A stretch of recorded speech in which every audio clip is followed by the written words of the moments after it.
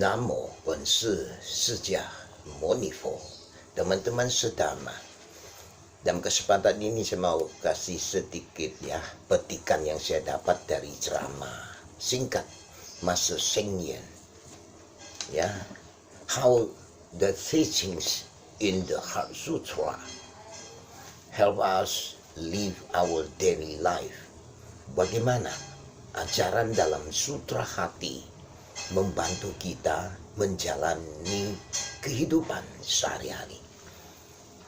Dalam Sutra Hati banyak pelajaran yang bisa dijadikan pedoman, garis besar lah, prinsip dari keseluruhan berdasarkan pada 5 kelompok unsur.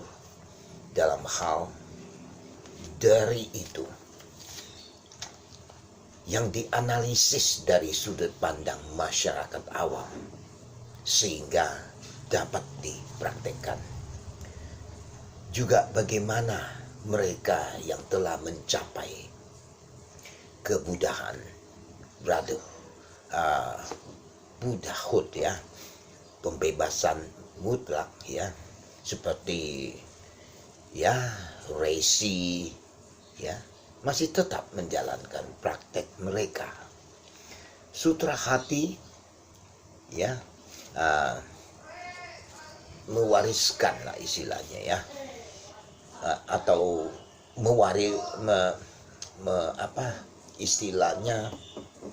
memberikan 2 hal yang paling mendasar lah dan mendalam, meskipun cuma terdiri dari 260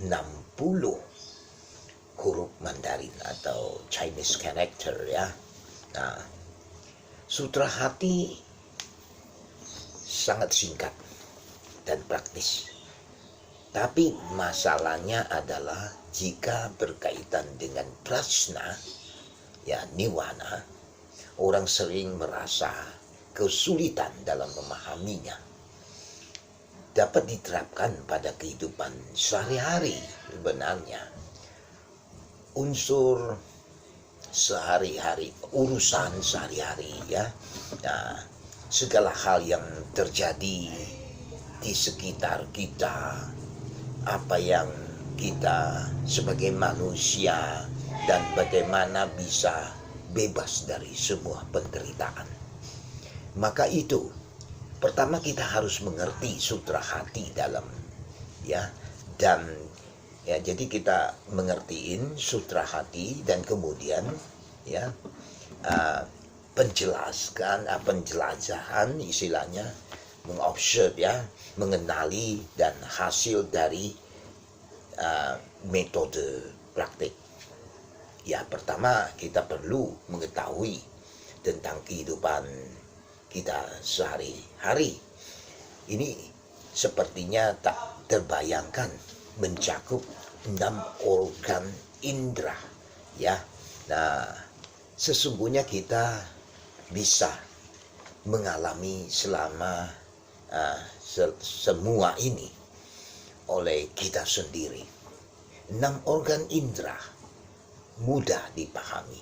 Mereka adalah fenomena biologis kita dan titik di mana biologis bertemu psikologis, dan kemudian ada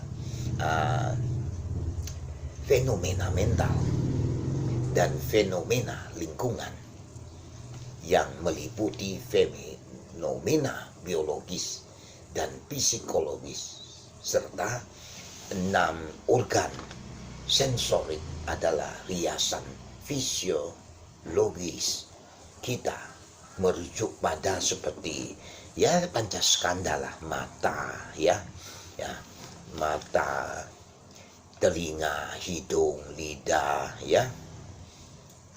badan dan pikiran. Nah, kesadaran pikiran yaitu satu pikiran yang terkandung dengan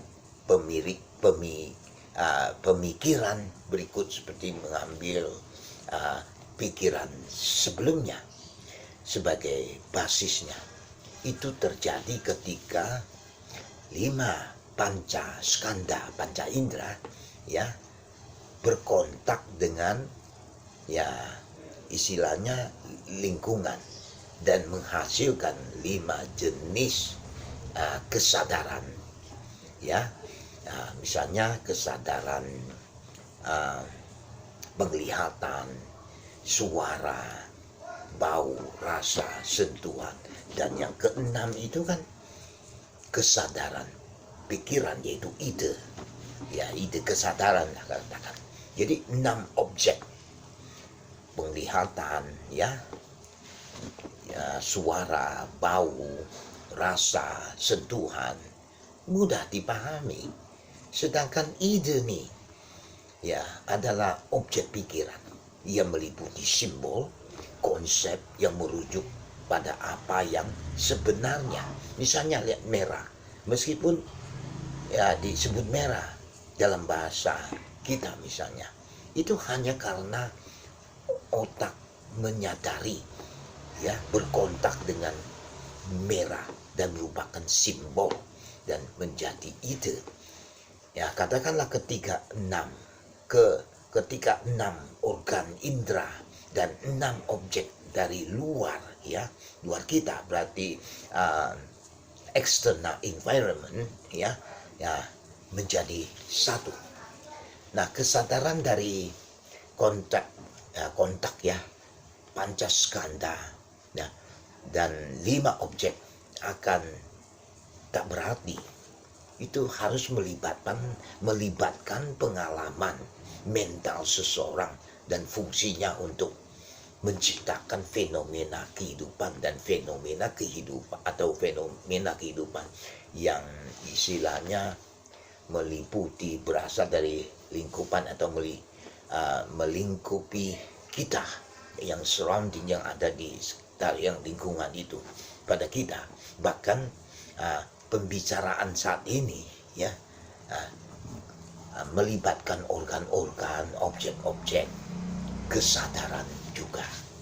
Sebagai konklusinya, ya, when the 6 sensory organs are in contact with the 6 objects, the 6 kinds of consciousness serve as the agent, ya, for the biological and psychological phenomena to function. Ketika 6 organ sensorik yang berhubungan dengan 6 objek, 6 jenis kesadaran berfungsi sebagai agen untuk fenomena biologis dan psikologis untuk berfungsi. Oke. Semoga semua makhluk hidup tentram, damai, dan bahagia di alamnya masing-masing. Amin.